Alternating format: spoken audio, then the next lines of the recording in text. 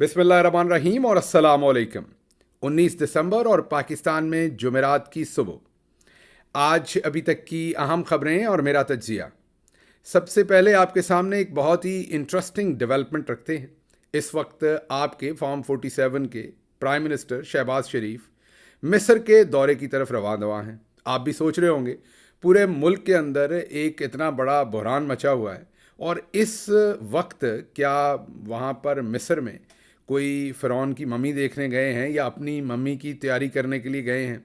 ये समझ से बाहर है कि मतलब फ़िरौन ने इन्हें इनविटेशन पे बुलाया। वैसे तो आजकल वहाँ पर भी जनरल सीसी की हुकूमत है और जिस तरीके से डी चौक के अंदर कत्ले आम किया गया और अपने ही शहरियों को, मासूम शहरियों को गोलियां मार के कत्ल किया गया, इससे पहले बिल्कुल इसी तरह की दास्तान जो है वो मिस्र के अंदर भी जनरल सीसी और उसके साथियों ने रचाई थी। और वहाँ भी सैकड़ों की तादाद में, बल्कि कुछ लोग तो कहते हैं हज़ारों की तादाद में, वहाँ भी मासूम शहरियों का कत्लेआम किया गया था।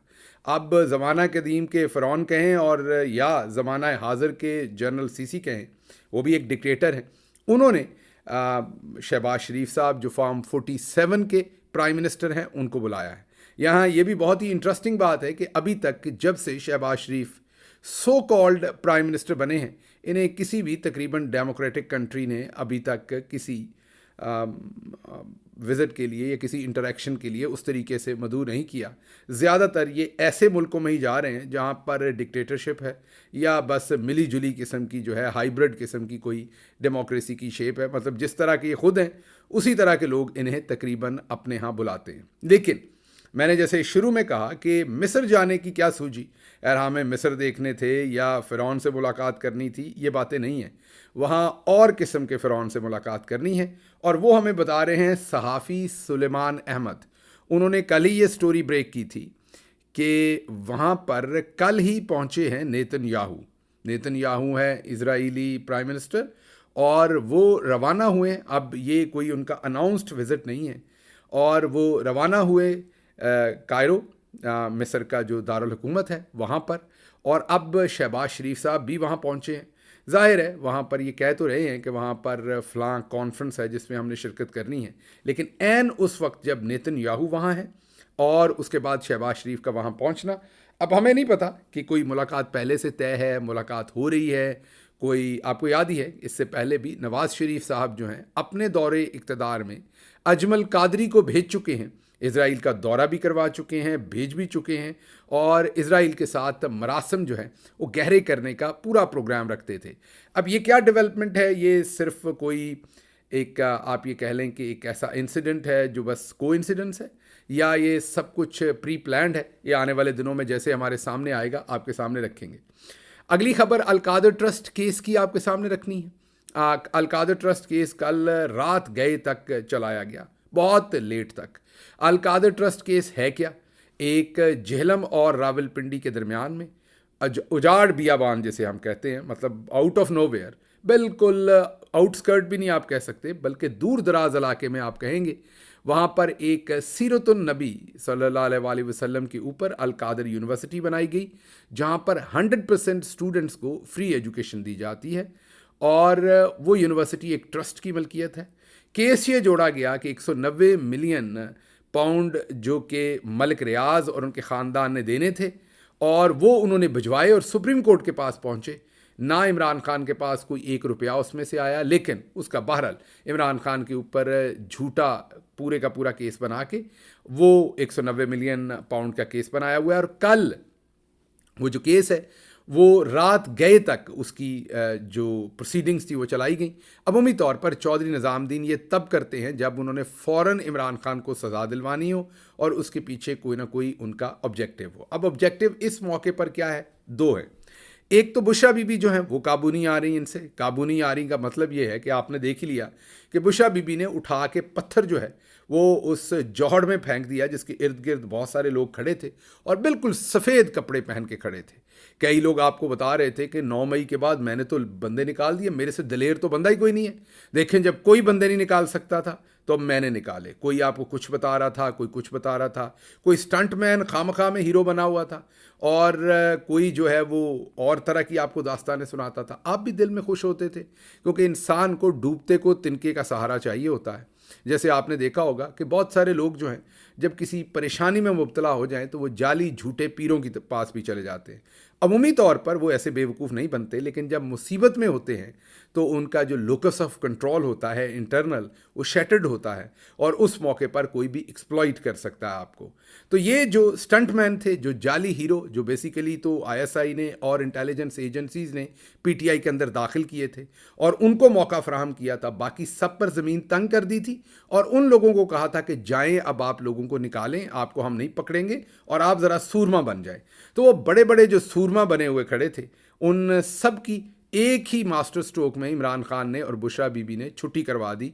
जब कॉल दी पहली तो उनमें से कई बीमार हो गए, और जब दूसरी कॉल दी तो उनमें से कोई भी लोगों को निकाल के नहीं लाया। कोई छुपा हुआ था, कोई कहीं पर था, कोई कुछ कर रहा था। तो कहने की बात यह है कि अब बुशरा बीबी जो है वो किसी भी सूरत चौधरी निज़ामुद्दीन के काबू नहीं आ रही, और चौधरी निज़ामुद्दीन के इस टाइम ऑब्जेक्टिव क्या है मैं आगे जाके बताता हूँ। इसलिए अब लग रहा है कि 190 मिलियन केस की में अब सज़ा सुना दी जाएगी शायद, और सज़ा सुनाई जाएगी ये सोमवार को 23 तारीख को कहा गया है कि इसकी सज़ा सुनाएंगे।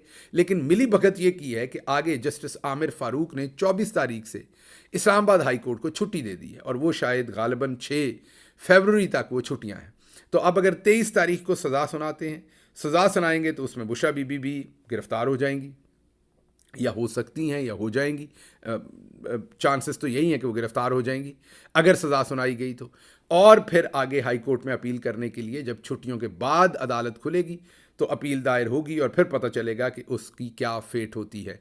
तो ये सब कुछ वो जो माहौल बनाया हुआ है इमरान खान के ऊपर, जो दुनिया तंग करने का माहौल है कि उनके ऊपर एक ऐसा प्रेशर डाला जाए कि वो किसी सूरत भी एनआरओ ले लें। ये भी मैं आगे आपको चल के बताता हूँ कि क्या प्रेशर है इमरान खान के ऊपर एनआरओ लेने का। क्या ये 20 तारीख है, सदर ट्रंप के आने से पहले की ये सारी बात है, या 20 तारीख से पहले इमरान खान को फिर, क्योंकि इस वक्त तो इमरान खान किसी भी केस में अंदर नहीं है, उनके तमाम केसेस पहले के ख़त्म हो चुके हैं, और वेस्टर्न वर्ल्ड को ये भी बताने के लिए कोई गुंजाइश हुकूमत के पास नहीं है कि उन्होंने किसी झूठे सच्चे करप्शन के केस में उन्हें कन्विक्ट कर रखा है।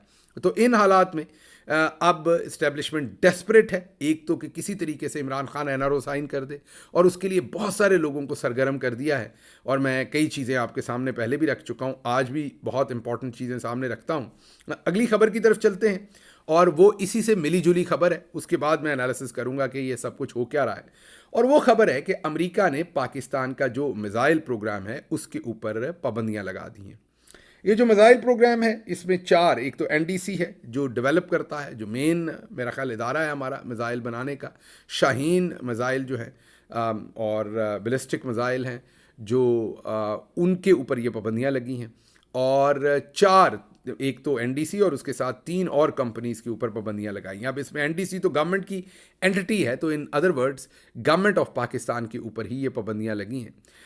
अब जैसे कि हम हर तरह की लॉबिंग करते हैं, मतलब कि जो पाकिस्तान के अंदर ह्यूमन राइट्स की वायलेशंस हो रही हैं सब कुछ, लेकिन इस चीज़ में हम कोशिश करेंगे कि हम अपने मुल्क का जिस भी तरह से साथ दे सकें हमें देना चाहिए, क्योंकि हमारा बैलिस्टिक मिसाइल सिस्टम हो या कोई और हो, जाहिर है वो हमारे मुल्क के दिफा के लिए जो चीज़ें ज़रूरी हैं उसमें, हालांकि army chief general Asim Munir ने इमरान खान पर, पाकिस्तान तहरीक इंसाफ पर ज़िंदगी तंग कर रखी है, दुनिया तंग कर रखी है, हमें बागी और गद्दार कहा हुआ है, लेकिन उसके बावजूद हम भरपूर कोशिश करेंगे और पूरा पाकिस्तानी डायस्पोरा कि इस चीज़ के ऊपर पाकिस्तान के जो भी हकूक़ हैं उनका तहफ़्फ़ुज़ अमेरिका में भी किया जा सके और बाहर भी किया जा सके। लेकिन हैविंग सेड दैट, मैं आगे बढ़ता हूँ और आपको बताता हूँ कि जो सहाफ़ी हैं वकास अहमद, वकास बहुत ही खूबसूरत लिखते हैं।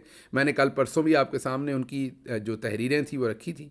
आज दोबारा उन्होंने एक बहुत ही इम्पॉर्टेंट बात रखी है। उन्होंने कहा है कि अभी हाल ही में जो ड्रॉप साइट ने एक स्टोरी पब्लिश की थी, जिसमें ड्रॉप साइट ने ये कहा था कि गवादर को मांग रहा है चाइना और पाकिस्तान बदले में जो सेकंड स्ट्राइक कैपेबिलिटी है वो मांग रहा है चाइना से, और इस पे मामला फंस गया है। तो वकास अहमद साहब का ख्याल है कि कहीं ये जो पाबंदियां लग रही हैं हमारे बैलिस्टिक मिसाइल सिस्टम के ऊपर, ये कहीं पाकिस्तान की अपनी ख्वाहिश पर तो नहीं लग रही। बहुत दूर की कौड़ी पकड़ कर वो लाए हैं, इसमें कोई शक नहीं है। लेकिन इस बात में मैं ये नहीं कह रहा कि ये बात हतमी तौर पर होगी, लेकिन ये ज़रूर है कि इस बात के अंदर मंतक ज़रूर है। और उसकी वजह यह है कि पाकिस्तान क्यों ना गवादर के मामलात को हैंडल करके और अपना जो मिसाइल सिस्टम था उसको भी चाइना के साथ ही मामलात करके उसको डेवलप कर लेता, बजाय इसके कि अब शायद ये कहा गया हो कि चाइना ने इनकार कर दिया है या चाइना नहीं मान रहा तो पाबंदियाँ लगा के। तो जो वकास कह रहे हैं इसको किसी दिन एक्सप्लेन करूँगा कि उनका पूरे का पूरा थीसिस इसके पीछे क्या है। लेकिन ये भी एक मैं पॉइंट टू पॉन्डर आपके लिए छोड़ के जा रहा था कि आप इसको भी जहन में रखिए कि ये कहीं पाकिस्तानी जो मिलिट्री इस्टेब्लिशमेंट है उनका अपना किया धरा ना हो, जिसके चांसेस बहुत कम है, मैं दोबारा कह रहा हूँ। लेकिन बहरहाल पाकिस्तानी डायस्पोरा, पाकिस्तान तहरीक इंसाफ, इमरान खान कभी भी मुल्क के दिफा पर कोई कंप्रोमाइज़ नहीं करेंगे, और जहाँ भी पाकिस्तानी दिफा को हमारी ज़रूरत होगी भरपूर तरीके से पाकिस्तान का एक एक बाहर रहने वाला शहरी और पाकिस्तान के अंदर रहने वाला शहरी उसका दिफा भी करेंगे, और इन पाबंदियों के ख़िलाफ़ पाकिस्तान की हर तरह से जो भी मुआवनत कर सकें वो करेंगे। लेकिन ये एक अलग बात है कि हम यहाँ तक मामलात लाए क्यों हैं, इसका एनालिसिस ज़रूर होना चाहिए कि इंटरनेशनल कम्युनिटी हमें इर्रिस्पॉन्सिबल स्टेट क्यों समझती है। अगली खबर यूनान से आपके सामने रखता हूँ। यूनान में 40 पाकिस्तानी शहीद हो गए, और कश्ती जो उल्टी थी, जो लोग वहाँ पर इलीगली जाने की कोशिश करते हैं, छोटी कश्तियाँ होती हैं उसमें ज़्यादा लोग बैठते हैं। ये बहुत ही दिलखराश वाक़या हुआ है। इस दिलखराश वाक़े में बहुत छोटी उम्र के बच्चे जो हैं वो भी जाँ बहक हुए हैं। 14 साल, 13 साल, 11 साल, 19 साल, 22 साल, 40 पाकिस्तानी, ये सब अपनी आँखों में ख्वाब लेके, ये सब बेहतर मुस्तकबिल की एक उम्मीद लेकर अपने घर वालों के लिए, अपने लिए रिस्क कमाने के लिए, नामसाद जो हालात हैं पाकिस्तान में, जो गुर्बत है, और ऑन टॉप ऑफ दैट अगर पाकिस्तान का नौजवान है वो किसी न किसी तरह से आईटी के शोबा में को पैसा कमाने की कोशिश करता है, उसके ऊपर कभी वीपीएन, कभी उसके ऊपर फायरवॉल, कभी और कोई तंगी, इन तमाम हालात से तंग आकर इन नौजवानों ने ये मुश्किल तरीन सफ़र पर जाते हैं। इससे पहले भी सैकड़ों की तादाद में पाकिस्तानी जो है वो समुंदरों की लहरों, समुंदरों में इसलिए कह रहा हूँ कि ये भी कोई पता नहीं चलता किस किस समंदर में, समुंदरों की लहरों की नज़र हो जाते हैं। माँओं की कोख जो है वो उजड़ जाती है, माएँ रोती रहती हैं, पीछे से इंतज़ार करती रहती हैं। एक अजीब सी ये ट्रेजेडी है जो ख़ुद अपने हाथों से अपने गले लगाते हैं ये नौजवान। लेकिन इसमें कसूर गवर्नमेंट का है, कसूर हमारी सोसाइटी का है। हमारी सोसाइटी में बढ़ते हुए मटीरियलिज़म भी एक तरफ है, और दूसरी तरफ बढ़ती हुई बेरोज़गारी भी है, और तीसरी तरफ हुकूमत और हमारी मिलिट्री इस्टेब्लिशमेंट, जो टॉप हमारे मिलिट्री जनरल्स हैं, उनकी जो सफाकी है कि जो वो ये नहीं समझ पा रहे कि जब तक पॉलिटिकल इस्तेहकाम नहीं होगा मुल्क के अंदर तो आम शहरी की ज़िंदगी जो है वो बेहतर नहीं हो सकती। इन तमाम चीज़ों ने मिलजुल कर इनकी ज़िंदगियों से खेलने का ये जो एक नया सफ़र शुरू हुआ है ये थमने का नाम नहीं ले रहा। अगली खबर की तरफ चलते हैं, और ये है वो इम्पॉर्टेंट खबर जिसके लिए मैं पहली तीनों खबरों को मैं आपको कह रहा था कि मैं आगे जाके आपको बताता हूँ कि ये सब कुछ हो क्यों रहा है। जल्दी क्यों है इमरान खान को सज़ा देने की, बुशरा बीबी को सज़ा देने की, ये जो तमाम की तमाम दोबारा से एक पूरी कोशिश की जा रही है कि इमरान खान एनआरओ पे साइन कर दें, इमरान खान एनआरओ दे दें। कह तो यही रहे हैं कि ले लें, लेकिन असल में अब मिलिट्री के टॉप जनरल्स अपने लिए एनआरओ मांग रहे हैं। उसकी मैं वजूहात आपको बताता हूँ। याया खान पाकिस्तान से रुखसत हुए, और आप सबको शायद पता नहीं होगा कि याया खान के 2 बच्चे थे, एक उनकी बेटी थी और एक उनका बेटा था। लेकिन आपको क्या आज तक पता है? जाहिर है उनकी बेटी ने भी आगे से बच्चे पैदा किए होंगे और उनके बेटे ने भी आगे से बच्चे पैदा किए होंगे, लेकिन आप देख लीजिए कि वो ख़ानदान जो है वो हस्ती से मिट गया है। मिटा नहीं है, वो मौजूद है, लेकिन उनके ना ही बेटे ने ना ही बेटी ने कभी अपना कहीं इंट्रोडक्शन नहीं दिया कि हम याया खान के ख़ानदान से हैं, और कभी किसी ने नहीं बताया कि मेरे दादा याया खान थे या मेरे नाना याया खान थे। आपने देखा कि वो ख़ानदान ऐसे है जैसे डिसअपीयर हो गया, जैसे बिल्कुल हवा में उड़ गया। उसकी वजह क्या है? क्योंकि उन्हें पता है कि जो उनके दादा या नाना ने जो पाकिस्तान के साथ मैं यही कहूँगा कि एक शर्मनाक हरकत की थी, उसके बाद वो किसी को अपना तारफ़ करवाने के काबिल नहीं है। जो अब आज ताकत के ऐवानों में लोग बैठे हैं उनको भी ये समझना चाहिए कि याया खान को तो फिर एग्ज़िट मिल गई और उनके लिए आसान थे। आप जो कुछ कर रहे हैं और जितना ज़्यादा आपने इस टाइम कोहराम बर्पा किया हुआ है, ये वक्त एक जैसा तो रहना नहीं है, ये वक्त बदलना है। उसके बाद आपने क्या करना है ये आपको ज़रूर सोचना चाहिए। आप हिस्ट्री में कैसे जाने जाएंगे ये आपको ज़रूर सोचना चाहिए। ये जो सब कुछ हो रहा है कि हिस्ट्री जो है वो सबको, किसी को माफ़ नहीं करती, सबके बारे में लिखती है और दुरुस्त तरीके से लिखती है। बहरहाल, जो मैंने आज आपसे इम्पॉर्टेंट बात करनी थी वो ये करनी थी कि सोशल मीडिया एक बार फिर निशाने पर है, और सोशल मीडिया भी पाकिस्तान तहरीक इंसाफ का, अंदर से और बाहर से। पहले आपको ये तो पता ही है कि जावेद चौधरी साहब हों या कोई और लोग हों, वो तमाम लोग तो सोशल मीडिया के ऊपर भरपूर, लौंडा लपाड़ा जी हों, हमारे मंसूर अली ख़ान साहब या दूसरे तमाम लोग, मुन्ना मुनीब फ़ारूक हो, रावी हो, ये तमाम लोग पीटीआई के सोशल मीडिया के ऊपर भरपूर जो है वो हमले करते हैं। हर जुर्म की जो इब्तदा है वो सोशल मीडिया को करार देते हैं। पाकिस्तान की तमाम ख़राबियों की शुक्र है सोशल मीडिया था नहीं, वरना 1971 में पाकिस्तान के टूटने की वजह भी सोशल मीडिया को ही करार दे दिया जाना था। तो अब सोशल मीडिया के ऊपर एक भरपूर हमला है, वो मैं आपको बताता हूं क्यों है, लेकिन पहले ज़रा ये सुन लीजिए कि थोड़ी सी एक और भी प्रॉब्लम है। हम जो पॉलिटिशियन और सहाफ़ी हैं ना, हम पब्लिक आई में रहते हैं बहुत अरसे तक, हम टीट हो चुके होते हैं काफी याद। यहाँ पे लोगों का एक्सपोजर जो है वो इतना बड़ा नहीं होता, उनको ज्यादा गोली की तरह लगती है बात। आपने इस वीडियो में सुना कि फवाद चौधरी बता रहे हैं कि जब कोई सख्त ट्वीट किया जाता है या ऐसा ट्वीट किया जाता है जिसमें किसी मिलिट्री के जनरल के ऊपर तनकीद कर दी जाती है तो उन्हें उसकी बहुत तकलीफ़ होती है। लेकिन मैं हैरान हूँ कि ये मिलिट्री जनरल्स जो हैं ये क्यों नहीं सोचते कि आपको तो ट्वीट जो है वो गोली की तरह लगता है, लेकिन आप हमें लाइव बुलेट्स मारते हैं, सचमुच वाली गोलियां मारते हैं, और आपको नहीं लगता कि उन गोलियों की दर्द होती होगी। जिन जिस्मों के अंदर गोलियां मारी जाती हैं वो जिस्म तो मर जाते हैं, कब्र में चले जाते हैं, लेकिन अनीस सती जो शायद सिर्फ 19 साल का था, इसके बाप ने पाल पोस कर बड़ा किया था और सोचा होगा इसकी शादी करूंगा, आगे से इसके बच्चे होंगे और मेरे बुढ़ापे का सहारा होगा। इस बाप की आंखों के अंदर ना गिरने वाले वो छलकते हुए आंसू देखें। क्या ये आपको जो ट्वीट से तकलीफ़ होती है या ट्वीट आपको गोली की तरह लगता है, तो क्या आपके दिल में फिर ये रहम नहीं होना चाहिए था कि आपको तो ट्वीट भी गोली की तरह लगता है और आपने इस शख्स के 19 साला बच्चे को गोलियां मारकर स्नाइपर के साथ शहीद कर दिया। उस वक्त आपको नहीं एहसास हुआ कि इनको जो आप असल में गोली मार रहे हैं वो भी गोली की तरह लगेगी? फिर आपसे सवाल पूछता हूँ, अवैस यूनुस लाहौर में सेंट्रल जेल के अंदर अपना मुकदमा भुगतने जाता है। 20 दिन से ज़्यादा हो गए हैं अवैस यूनुस को अगवा कर लिया आपने। कहा जा रहा है कि जो सेक्टर कमांडर का लाहौर वाला ऑफिस है उसके तहखाने में उसको रखा हुआ है। अवैस यूनुस की माँ नहीं है, अवैस यूनुस का बाप नहीं है, अवैस यूनुस की कोई भाई बहन नहीं है, अवैस यूनुस इस मुल्क का बेटा नहीं है। अवैस यूनुस की माँ को, अवैस यूनुस के घर वालों को अवैस यूनुस का ये लापता किया जाना किसकी तरह लगेगा? उसी गोली की तरह जो आपको ट्वीट की शक्ल में लगती है। आपको हमारा किया हुआ ट्वीट भी गोली लगता है और ख़ुद की चलाई हुई गोलियां भी आप कहते हैं कि बग़ैर आह किए भी उसको बर्दाश्त कर लें। यही कुछ मशरकी पाकिस्तान में किया गया और सोचा नहीं गया कि अपने हमवतनों को हमने एक दूसरे से कितना दूर लेके जाना है। ये वक्त मेरा ख़त्म हो जाएगा, दास्तानें ख़त्म नहीं होंगी कि आपने क्या कुछ किया। जब आप ये सब कुछ करते हैं तो आपको तब एहसास नहीं होता कि वापस कोई ना कोई जवाब तो आएगा। अब अगर तो हम दहशतगर्द हों या हमारी ट्रेनिंग दहशतगर्दों वाली हो, तो फिर जो खैबर पख्तूनख्वा के एक मेंबर पार्लियामेंट ने कहा था कि मज़ा तब आता है जब बंदूक का मुकाबला बंदूक से होता है।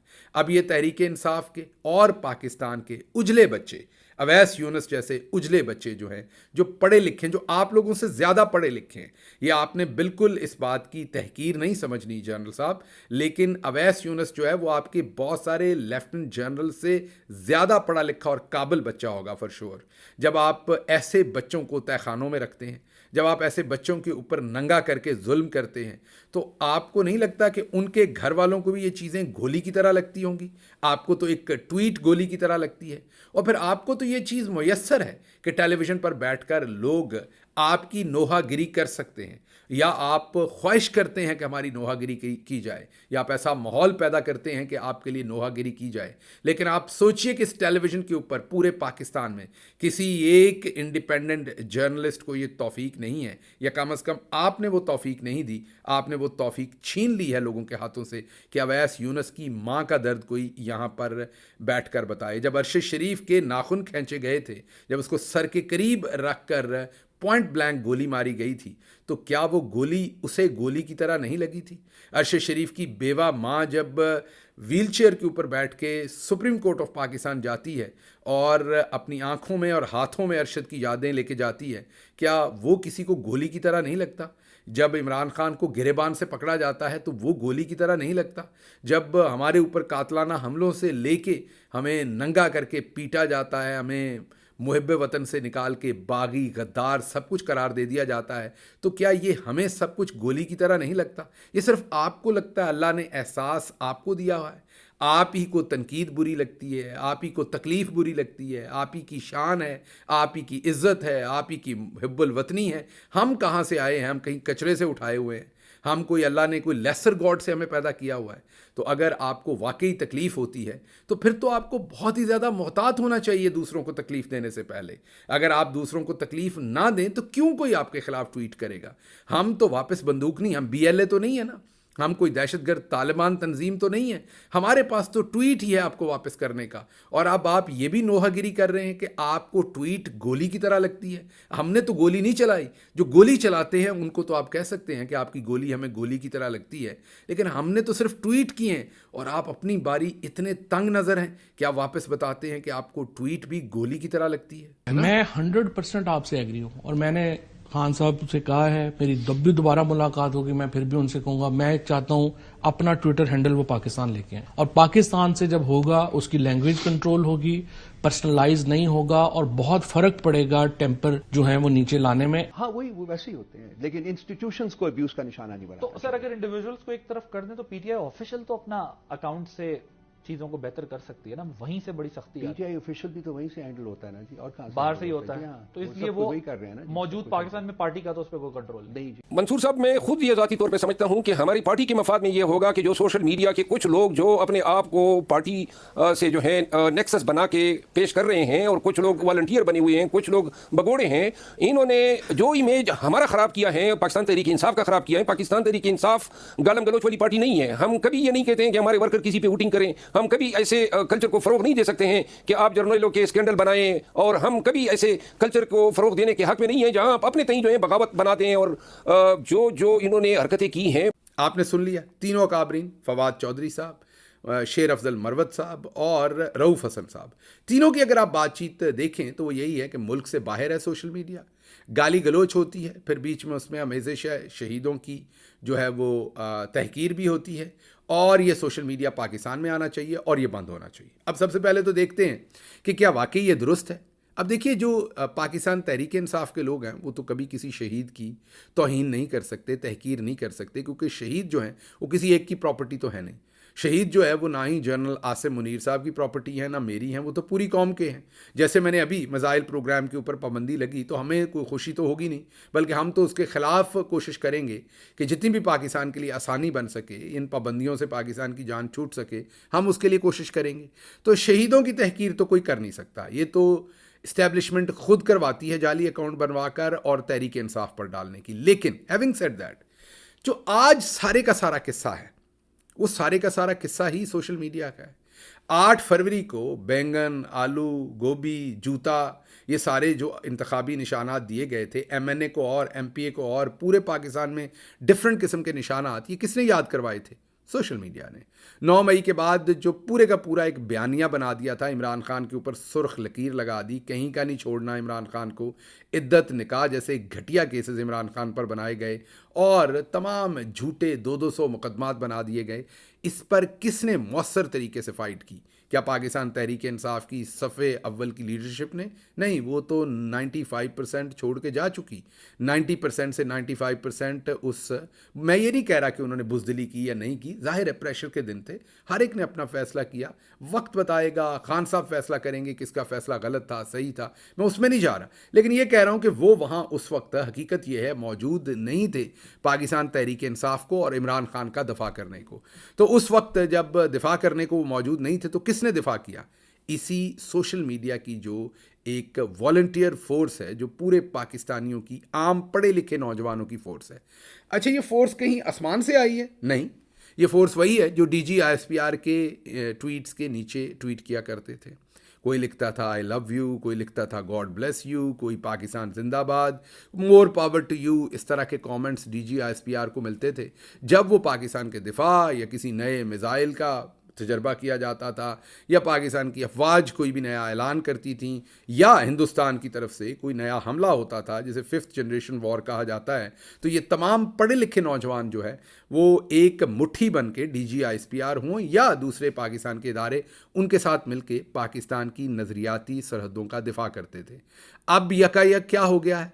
आपने इन पढ़े लिखे नौजवानों की पहले तौहीन करने की कोशिश की, उससे भी बात नहीं बनी तो आपने इन्हें फिजिकली असॉल्ट किया, आपने इनके घर वालों को आपने ब्लैकमेल किया, ह्यूमिलिएट किया, आपने उनको किसी को उठा लिया, किसी को अगवा कर लिया, किसी के घर पर धमकी भिजवा दी। और ये सब जुड़े हुए हैं, इनकी नेटवर्किंग है इन बच्चों की। कोई सोशल मीडिया के किसी ग्रुप में है, तो कोई किसी फेसबुक के ग्रुप पे है, तो कोई किसी ट्विटर की स्पेस के ऊपर एक दूसरे से जुड़ा हुआ है, तो कोई व्हाट्सएप के किसी ग्रुप में है। इन सब ने अपनी अपनी आप बीती बताई कि मेरी माँ को ये कहा, मेरे बाप को, मेरी बहन को, मेरे भाई को, मेरे चचा को, मेरे ताया को, इन सब ने अपनी दास्तानें रखी। और ये सब एक दफ़ा सबसे पहले तो ये डिसअपॉइंट होने से पहले शॉक हुए, क्योंकि जिनको ये अपना बहुत अपना समझते थे उन्होंने इनके साथ ये ज़्यादती की।